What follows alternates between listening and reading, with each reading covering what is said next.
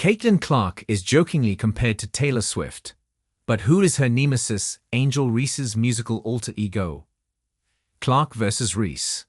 The Taylor Swift and Beyoncé of basketball. It's like every superhero needs their arch-nemesis, right? Batman has the Joker, Megamind has Metro Man. And in sports, we've got our own versions of epic rivalries. Take Caitlin Clark and Angel Reese, for example. These two basketball stars have been compared to none other than Taylor Swift and Beyoncé because of their perceived rivalry. These two have been facing off against each other since their high school days, but it was during the 2023 NCAA tournament and the Indiana Fever's first game against the Chicago Sky that really put them in the spotlight.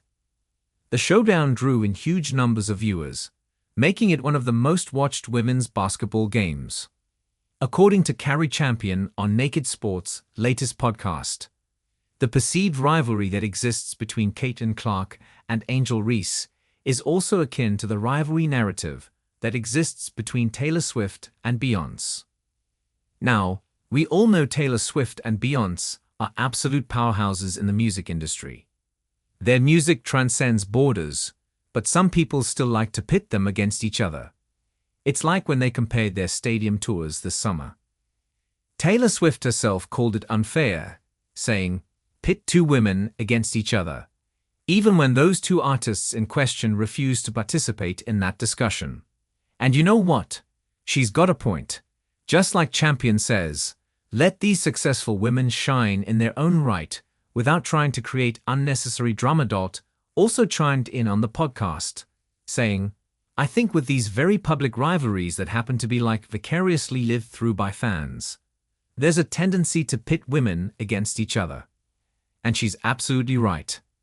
It's like people can't handle the idea of two incredibly talented women coexisting without trying to make it into some kind of competition.